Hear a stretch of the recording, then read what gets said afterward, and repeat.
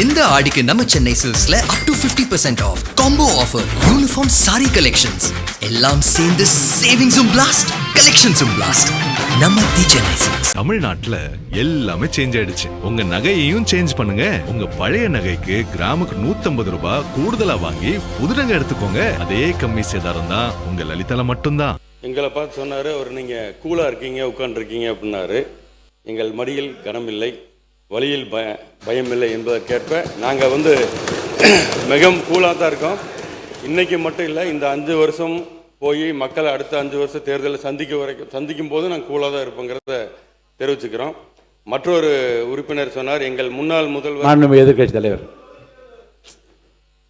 பேரவைத் தலைவர் அவர்களே, நேற்று என்னுடைய முன்னாள் அமைச்சர் பேசும்போது சொன்னார், கடந்த 5 வருடங்களாக தினமும் டென்ஷன் எங்களுக்கு என்று. அதை ரிப்ளை செய்யும்போது நம்முடைய நீர்வளத்துறை அமைச்சர்களும் அதே சொல்லியிருக்கிறார். நாங்களும் தினமும் நிம்மதியாக எங்களும் தங்களால் தூங்க முடியலை, தினமும் எங்களுக்கும் நிமிஷம் டென்ஷனாக இருக்கிறோம் என்று அவரும் சொல்லியிருக்கிறார். மீண்டும் அதை திருப்பி சொல்ல வேண்டாம் என்று கேட்டுக்கொள்கிறேன். ஏனென்றால் உங்களுக்கும் சிபிஐ வழக்கு இருக்கிறது, உங்களுக்கும் இன்கம் டேக்ஸ் வழக்குகள்லாம் தொடர்ந்து உங்களுக்கும் இருக்கின்றது. மாண்புமிகு எதிர்கட்சி தலைவர் அவர்களுக்கு நான் தெரிவித்துக் கொள்வதெல்லாம், சிபிஐ வழக்கு இருக்குதுன்றதெல்லாம் கரெக்டு தான். எங்களுடைய டென்ஷன், எங்களுடைய முதல்வர் தொகுதியில் என்ன பிரச்சனை, மக்கள் பிரச்சனை இருக்குது, அது உடனுக்குடன் பார்க்குறியான்னு கேட்டாருன்றதுக்கோசம்தான் நான் உங்களுக்கு அப்படி சொன்னனே ஒழிய, நான் வேறு எந்த அர்த்தத்துலேயும் நாங்கள் எங்களை பயமுறுத்தியோ டென்ஷன் படுத்தியோ இல்லை. அவர் முதல்லாம் பார்த்திங்கன்னா எங்கள் சட்டமன்ற உறுப்பினர்லாம் எப்போ எங்களுடைய தலைவர் பேசுவார்னு நினச்சிருந்தாங்க. இப்போ ஃபோன் வந்தாலே பயம் இருக்குது. ஏதாவது தொகுதியில் ஒரு சின்ன விஷயமா இருந்தால் கூட அதை ஏன் உடனே செய்யலைன்னு கேட்கக்கூடியவர் தான் எங்கள் முதல்வர் என்பது தெரிவிச்சு. உட்காருங்க. மாண்பு எதிர்கட்சி தலைவர் சொல்லி முடிச்சு நீங்கள் சொல்லுங்கள், உங்கள் கருத்தை சொல்லுங்கள். பேரவைத் தலைவர்களே, எங்களுடைய சட்டமன்ற உறுப்பினர் முன்னாள் அமைச்சர் அவர்களும் அதே எண்ணத்தோடு தான் பேசினார். அவர் ஒரு மூத்த அமைச்சராக இருக்கக்கூடியவர், வேளாண்மை துறை அமைச்சராக இருந்தவர். எங்களுடைய முதலமைச்சர் அவர்கள் அன்றைக்கு தினசரி பேப்பரில் பார்த்து, செய்திகளில் பார்த்து, அந்த துறை சம்பந்தமாக ஏதாவது செய்திகள் வந்திருக்கிறதா, அதை உடனடியாக நிவர்த்தி செய்யுங்கள் என்றது தான், அந்த எண்ணத்தில் தான் எங்களுடைய சட்டமன்ற உறுப்பினரும் பேசினார்.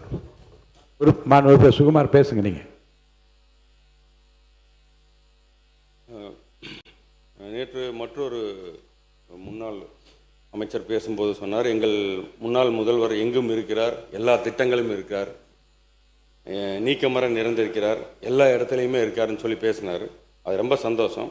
ஆனால் மக்கள் மனதில் இல்லை.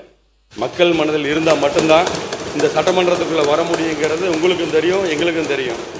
அதனால் மக்கள் மனதில் இடம்பெற்றிருந்தால் இந்த பிரச்சனையே வந்திருக்காது, இங்கே உட்கார்ந்துருக்கலாம். நீ குறுக்க பேசாதீங்க. மாண்பு உறுப்பினர்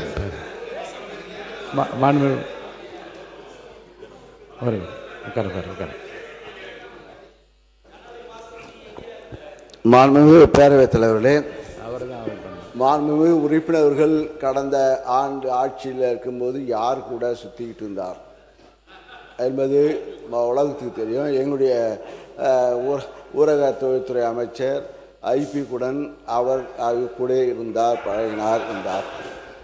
ஆனால் நாங்கள் படுற டென்ஷன் அவருக்கு தெரியும்.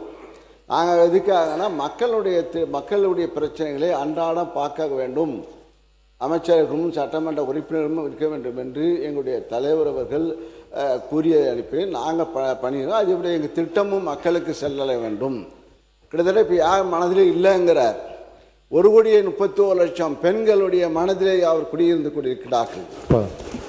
அதே போல இங்கே புதுமை பெண் திட்டம் விளக்க வேண்டாம். உறுப்பினர் சொல்லிட்டீங்க, அவர் கருத்துக்கு தப்பு சொல்லிட்டீங்க, அதோட நிறுத்திடுங்க. போதும்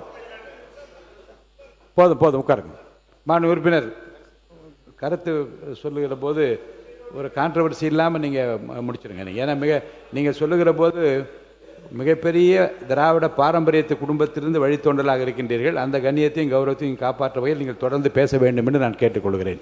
இல்லை, இப்போ ஒருத்தர் அங்கே பின்னாலன்னு சொன்னாங்க, நீ எங்கே பின்னாடி முன்னாடிலாம் வேண்டாம், என்னை பார்த்து எனக்கு நீங்கள் பதில் சொல்லுங்கள், தொடர்ந்து பேசுங்க. இல்லை, நான் இருந்த திமுக தான் இல்லைன்னு நான் சொல்லலை. அதாவது என்னைக்கு சப்ஜெக்ட் வாங்க, அவங்களுக்கு பதில் சொல்ல வேணாம். நீங்கள் அது சொன்ன நீதிநிலை அறிக்கை வேளாண் பற்றி பேசுங்க.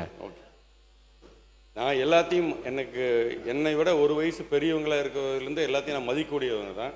நான் அதில் நான் தவறாக எந்த கருத்து நான் சொல்ல. நான் இருக்கிறது மக்கள் நினைக்கிறதையும் மக்கள் என்ன மாதிரி நடந்துக்கிட்டாங்கிறது தான் நான் சொல்கிறேன். நான் போதுண்ணே, உட்காருங்க, மாண்பு உறுப்பினர் உட்காருங்க. வேண்டாம், இப்போ அவர் இல்லை அவரை திருத்தி கொள்ளுகிறப்ப நீங்கள் விடுங்க.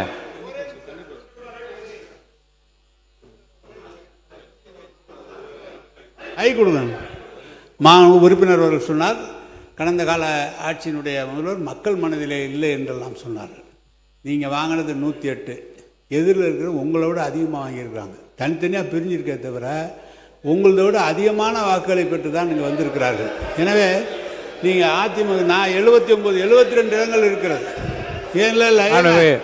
அவை முன்னவர் அவை 72 இருங்க, ஒரு நிமிஷம் நான் சொல்லிடுறேன், நீங்கள் சொல்லுங்கள், நான் சொல்லிடுறேன். நீங்கள் வாங்கிய வாக்குகள் 108 இடம், 35% அங்கே வாங்கியிருக்கிறது கூட வாங்கியிருக்காங்க. தனித்தனியாக பிரிஞ்சிருக்கு. எங்ககிட்ட இருக்கிறவங்க தான் உங்ககிட்ட ஆதரவு தெரிவிச்சிருக்காங்களே தவிர எங்கள் தலைவர் எப்போதும் மனதில் இருக்கிறவர், எப்போதும் மக்கள் இருக்கிறவர். நீங்களே சொன்னீங்க, ஐயா தந்தை பெரியார் அதற்கு பிறகு தொடர்ந்து திராவிட இயக்க கொள்கையில் இருந்துதான் வந்தவன் என்று. எனவே மக்கள் மனதில் இருக்கிற காரணத்தால் தான், நீங்களும் அதில் இருந்த காரணத்தால் தான் இன்றைக்கு கூட நீங்கள் சட்டமன்ற உறுப்பினராக வந்திருக்க முடியும். மாண்பு உறுப்பினர், அங்கே விசில் சின்னத்துக்கு மட்டுமே எல்லா தொகுதியிலும் ஓட்டு கேட்டு வந்திருக்கு. அவை முன்னவர் ஒரு பேரவைத் தலைவர் அவர்களே, மாண்பு துணைத் தலைவர் அவர்கள், எதிர்க்கட்சி துணைத் தலைவர்கள் இங்கே பேசுகிற ஒரு கருத்தை சொன்னார்கள். 108 பெரிதா எங்களது பெரிதா என்று கேட்டார்கள். சின்ன குழந்தையை கேட்டால் கூட 108 தான் பெரிதுன்னு சொல்லுவாங்க. ஒன்று, 97 பேர்களை வைத்துக்கொண்டு ஒரு ஆட்சி நடத்தியவர் நீங்கள் என்பதை மறந்துவிடக்கூடாது. நக்கீரன் டிவிக்கு சப்ஸ்கிரைப் செய்யுங்கள். உங்கள் ஆதரவே எங்கள் பலம். ஆசிரியர்களுக்கு நண்பனாகவும் மாணவர்களுக்கு ஆசானாகவும் திகழும் தேர்வு வழிகாட்டி. ஒவ்வொரு பாடத்திற்கும் அனுபவமிக்க ஆசிரியர்களின் துல்லியமான தெளிவான விடைகள். CNC இருக்கு, தேர்வு பயம் எதற்கு? இது தீரன் பப்ளிஷிங் ஹவுஸ் விற்பனை வெளியீடு.